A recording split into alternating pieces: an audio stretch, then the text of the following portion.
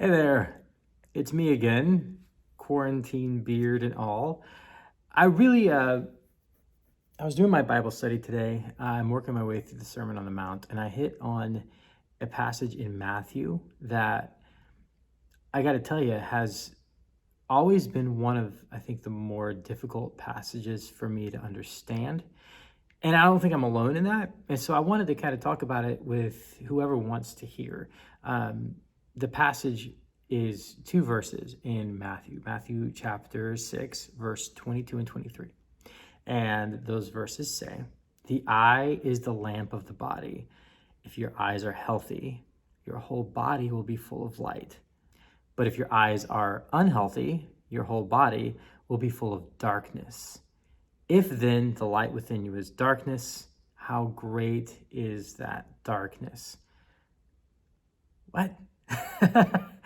I don't know if you guys are like this. I have always, when I hit those passages, kind of scratched my head and just moved on because, we get really quickly down in verse 25 into the whole don't worry about your life or what you'll eat or drink, about your body, what you'll wear, and the whole seek ye first the kingdom of God and all that. And we just came out of the whole don't store up for yourself treasures on earth, but where your treasure is, where your heart will be also. So it's like this is like a little speed bump between two passages in Matthew that are a lot of fun to apply. But these are the words of Jesus, right? So if we're Christians, followers of Christ, followers of Jesus, then it ought to be really important that we understand what these words mean. So that's kind of the goal right now, just what I want to share a little bit. The reason this passage is so difficult for us is because whenever we come to the Bible, and especially when we come to the words of Jesus, we tend to forget that we're stepping into unknown territory. Like, imagine Captain Kirk and Spock and Dr. McCoy beaming down onto a foreign planet, and they walk into this elaborate, weird, strange palace system with people painted green and all these odd, weird customs. That world that Spock and Kirk are walking into is more familiar to us than the world of Jesus. Seriously, the world of Jesus was culturally so foreign to us we wouldn't even recognize it. Jesus was a Jew. We hopefully all know that. But he was not an American Jew. He wasn't even, like a Russian Jew or a German Jew. He was a Palestinian Jew, and not a Palestinian Jew of modern day. He was a Palestinian Jew in the first century, which was 2,000 years ago. Jesus was closer to the time of Moses than we are to Jesus. That's really important to remember. Another thing that's important whenever we read the Bible is to remember that we're reading the Bible in English, which was a language that hadn't even been invented yet in the time of Jesus. And the New Testament is written in Greek, not modern Greek, but ancient Greek, which is not spoken any longer. But the language that Jesus was speaking was not Greek. He was speaking Hebrew or Aramaic. And so what we have in the gospel accounts is already a translation of Jesus' words from his language into ancient Greek, which was a language that nobody speaks anymore. And then what we're reading in the Bible is a translation from ancient Greek into English. So we are facing lots of barriers when we try to understand what Jesus was saying. And thank God that through his Holy Spirit, most of those barriers are very easy to overcome. I mean, you see that God is love. That's plain as can be. When you see that Jesus, for God so loved the world, that he gave his only begotten son. For the most part, that's really easy to understand, regardless of what language, regardless of what time you're in. But when we hit on passages like Matthew chapter 5, verse 22 and 23 from the Sermon on the Mount, those barriers are actually problematic a little bit. So the eye is the lamp of the body. That's a strange statement. maybe you think you know what it means. Maybe I think I know what it means, but it's still like, I get the idea that he's talking about the fact that we see with our eyes, right? And so the eye is the lamp of the body. I almost think like a projector, right? A video projector shooting into my brain of what's happening outside, which is a very 20th and 21st century interpretation to take from this. So what we need to do to understand what this whole passage is talking about is, first we look at Jesus' own words. At the beginning of the Sermon on the Mount, he's already used the word lamp once. Matthew chapter 5, verse 15 says, "Neither do people light a lamp and put it under a basket. Instead, they set it on a stand, and it gives light to everyone in the house." So we have a lamp that's giving light to the house. And then here in Matthew chapter 6, we have a lamp that's giving light to the body. Two lamps giving light to organisms, a house and a body. This idea of the light is mentioned in Matthew chapter 5, verse 14. "You are the light of the world. A city on a hill cannot be hidden. Neither do people light a lamp," right? So we're going into that whole context. These two passages together, Matthew chapter 5, verses 14 and 15, talking about light of the world, lighting a lamp and putting it under a basket. And then we come to Matthew chapter 6. The eye is the lamp of the body. If your eyes are healthy, your whole body will be full of light. So we have this concept that the house can be full of light if the lamp is put on a lampstand, and your body will be full of light if your eyes are healthy. And then Jesus goes on and says, if your eyes are unhealthy, your whole body will be full of darkness. If then the light within you is darkness, how great is that darkness? And this idea of a light being within you, you are the light of the world, right? So we see these parallels. Lamp in Matthew chapter 6, lamp in Matthew chapter 5. Light in chapter 6, light in chapter 5. So what is Jesus even talking about? Well, like I said before, you've got to make sure that you remember that Jesus is a Jew. And so his theology and his thinking, his mindset is pulling from the Old Testament. It's pulling from the Hebrew Bible. And so let's look at first the idea of you are the light of the world, because I think that's going to inform all of this. You are the light of the world is a concept that comes to us from the prophet Isaiah. And that's found several times in the Gospel of Isaiah, the prophetic word of Isaiah. Isaiah chapter 42, verse 6 says, "I, the Lord, have called you for a righteous purpose, and I will take hold of your hand. I will keep you and appoint you to be a covenant for the people and a light to the nations." So Isaiah chapter 42 is talking about this messianic role and saying that this person will be a light for the nations. And then in Isaiah chapter 49, God is talking to Isaiah, and he says, "It is not enough for you to be my servant, to raise up the tribes of Jacob and to restore the protected ones of Israel. I will also make you a light for the nations, that you may bring my salvation to the ends of the earth." So again, light to the world, light to the nations. So we've got this idea of the Messiah being the light to the nations. We've got this idea now of Isaiah and his prophetic ministry being a light to the nations. And then we get to Isaiah chapter 60. And this is actually talking to all of Israel now. So 42 is talking more so to the Messiah, 49 talking to Isaiah. Now we're in Isaiah chapter 60. And I'm just going to start from verse 1. "Arise, shine, for your light has come, and the glory of Yahweh has risen upon you. For behold, darkness shall cover the earth, and thick darkness the peoples. But Yahweh will arise upon you, and his glory will be seen upon you, and nations shall come to your light, and kings to the brightness of your rising." So here, God is talking to the people of Israel and saying, the light has come upon you. So Isaiah 42, the Messiah is the light of the nations. Now we're in Isaiah 60, and he's saying the light is in you, and now you will shine because the light has come to you. Now you will shine to the nations, and even kings will come to the brightness of your rising. So this concept of being the light of the world as a promise to the people of Israel is one that Jesus is tapping into at the beginning of the Sermon on the Mount, because Jesus is saying to the people around him, and remember, he has a purpose in that moment, and that moment is to the people he's speaking to. And the people that he is speaking to are the remnant of people who will follow him out of the tribes of Israel. So Jesus is speaking to Israelites on the mountain, and he's saying to them, you are the light of the world, right? And thank God for that, because here is Jesus the Messiah saying that prophecies of Isaiah are coming true through Jesus. That Jesus, the light of the world, has come. Jesus even calls himself that in the Gospel of John chapter 8. I am the light of the world. Well, Jesus, the light of the world, has come, and he has come now so that the people of Israel can be the light of the world.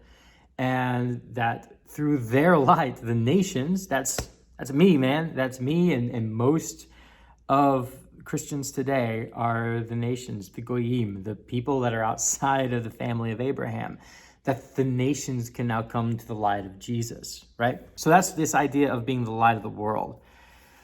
And so then Jesus is saying, you are the light of the world, and you have to shine your light before all people, before all the nations, so that they can see these things and glorify God. And in Matthew chapter 6, then he's now talking about the lamp. He's talking about the light within you.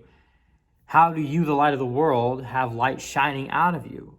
And we see this key component. He says that you are the light of the world. Well, what's the lamp that gives light into you so that you can shine it? And he says, your eye is the lamp of your body. So the way for you to be full of light somehow is dependent upon what he calls a healthy eye. What does that even mean? A healthy eye for us, man, you think of optometrists and eye doctors, and you think of getting your eyes checked, and that's definitely not what Jesus is talking about. Jesus, as a Jewish man, is referring to a Jewish phrase. It's a phrase that we do find in the Old Testament. It's in Proverbs chapter 22, verse 9. Proverbs 22, verse 9 in the NIV says, the generous will themselves be blessed, for they share their food with the poor. That's the NIV. All right, I'm not often a fan of the King James Version, but here, for once, the King James has done us a favor by literally translating the Hebrew text. It's not often, but it does happen. And I'm going to read from the New King James. In Proverbs chapter 22, verse 9, it says, he who has a generous eye will be blessed, for he gives of his bread to the poor. All right, so what that phrase there is in Hebrew, and it's in the Hebrew text if you go and look it up, ayim tova. Ayim tova means a good eye. Literally means a good eye. The contrast of ayim tova is ayim ra, the bad eye. These are heavily used concepts in rabbinical literature. These are heavily used concepts even today in Judaism, ayim tova and ayim ra.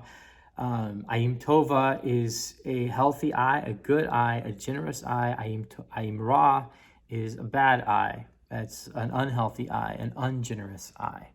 And what do those mean? What do those concepts mean? So in Judaism, ayim tova is the eye that is looking for good.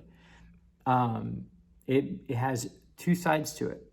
Ayim tova is the eye that's looking for opportunities to do good, to do above and beyond what is required in the law. In fact, in the oral Torah, having an ayim tova meant giving 1/30 of the corners of your field to the poor, whereas the bare minimum was 1/60 in the Mishnaic law. And so if you only gave 1/60, that meant that you had an ayim ra, you had a bad eye. In other words, you weren't looking for ways to go above and beyond. You were only looking at ways to do the bare minimum. You are being stingy, right? You're not giving because you have an attitude of giving. You're giving because it's being required of you. In our modern context, you might even think about like how some churches say you should give 1/10 or a tithe of your income to the church. And some people do that, and that's all they give. And it's almost like a begrudging level of giving. And so in the oral Torah, at least, only giving the bare minimum of what's required from you would be an ayim ra, a bad eye.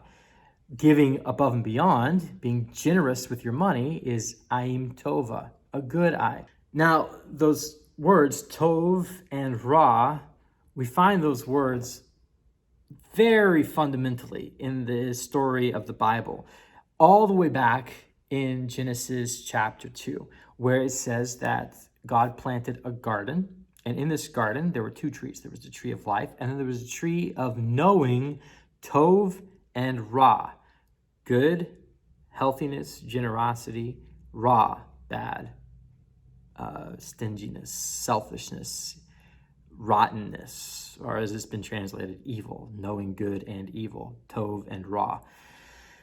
And so the idea of having an eye for good or an eye for evil is the idea of basically living out the covenant relationship with the Lord in our life. Ayim Tova and Ayim Ra, a healthy eye or an unhealthy eye, those have a lot to do with generosity. But they also have to do with something else in Judaic traditions, and that's the idea of being judgmental of people. Because a generous eye is a person who looks for the good in somebody. So not just the opportunity to do good for people, but also a person who looks for the good in other people. Whereas Ayim Ra, a bad eye, is a person who's looking for the negatives in other people. It's a person who's expecting to find bad in other people.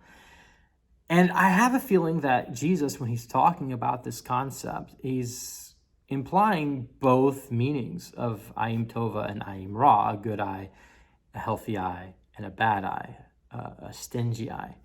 Because Jesus is kind of coming to the end in Matthew chapter 6 of this long talk about giving to people. He started out with when you give your alms, which is translated in the NIV as when you do your acts of righteousness. But the Greek and the word in Hebrew that the Greek is coming from is very specific. When you are giving charity to the poor, don't do it before people. And he goes on and he's talking about just giving people grace, giving people forgiveness. He's going to lead into don't worry about money. You can't serve both God and money. So this is this long section about how do we handle money as believers, which is such a huge concept to Jesus, that we be generous with our money. But then in Matthew chapter 7, at the very beginning of it, we're going to get into a passage that people love to quote, which is don't judge. And what Jesus is saying in all this, when he's talking about don't judge, going into Matthew 7, I think we have to interpret in light of this idea of the good eye and the bad eye. What should your attitude as a follower of Jesus be as you approach other people? Should you approach people to point out their mistakes and to point out their negatives? Or should you approach people to uplift them and build them up and point out the ways that they are reflecting the image of God? And Jesus would say, when you point out somebody else's mistake, when you point out their eye, right? Jesus is so clever. He loves to use repeated symbols. When you point out their eye and say, there's a speck in your eye. I can see it. It's right there. They're going to look at you and they're going to say, well, that's interesting because you actually have a log sticking out of your face. How did you not notice that? But if you, instead of having a bad eye, an unhealthy eye, an eye with a log sticking out of it, look at people with a good eye, a healthy eye, an eye of positivity, an eye of generosity, not just with your money, but generosity with your love, then you are going to be building people up. And what Jesus says in Matthew chapter 6 is what? What happens if you have a good eye? Your whole body will be full of light. And what is it that the followers of Jesus are called to be? The light of the world. So how do we fill our body up with light? Well, we fill it up through generosity. We give of ourselves, whether it's giving of our money or giving of our grace and forgiveness or giving of our generous opinions of others. And in doing that, we fill ourselves up with light and we become a light that shines to all the world so that people will glorify God. Generosity, this idea of Ayim Tova, a healthy eye, is a fundamental part of who we're supposed to be. And I think it's what we're missing in a lot of ways today. Because as we look at our current situation, I feel like we can all agree that there is a lack of generosity. in our society, in our culture. There's a lack of generosity. That's where prejudice comes from. That's where racism comes from, is a lack of generosity. It's the inability to look past a person's skin color. It's the inability to look past a person's birthplace. It's the inability to look past all these things. It's a lack of generosity. It's a lack of being willing to validate another person's opinion. The inability to sit down and say, this is who I am, but I want to hear you. I want to hear where you're coming from. Paul addresses this in Corinthians when he talks about the fact that there are people who are offended when they find out that some Christians are eating meat that has been sacrificed to idols. And Paul says, look, you're right. Meat sacrificed to idols is nothing. It's not a big deal. But if there are people who are hurt by the fact that you are eating meat sacrificed to idols, stop doing it. In other words, it is more important that you be a light to the world than that you be right. Don't fight for your rights. Fight to be a light. And so all I would encourage us as Christians, and I'm speaking to myself too, is that we stop thinking about everyone else in terms that paint them as the enemy. Can we do that? Like, let's say that you're going to vote one way in November. Is it possible to stop thinking about people who will vote the other way as though they're somehow demonic or agents of Satan? Let's say that you grew up in one culture. Is it possible to stop looking at people of the other culture and automatically assuming that they're out to get you or that they are out to take from you? Let's say that you don't believe that certain pandemics are real or that certain health measures will actually make a difference. Is it possible, because you want to be the light of the world, to lay down what you consider to be your rights so that the people around you don't have to be scared, and so that the people around you don't have to feel like they're unable to participate in society with you? If people don't want to come to church because they're afraid, because they've heard that you're not wearing masks at your church, what are you doing, man? Why would you create barriers for people to come to Jesus? Why would you build fences when God wants us to be opening gates? I think we really need to check our vision, to check our eyesight, and ask ourselves, is the light of my body healthy? Am I being generous with my love and generous with my resources? Or am I being stingy? Am I more willing to point out the errors of others, the undeserving nature of others, than I am to be loving? I would encourage you to just try. Just try being generous and try being loving and try being giving. Because I think if we don't do that, our whole body will be full of darkness. And if the light within us is darkness, how great is the darkness in the world? Peace out.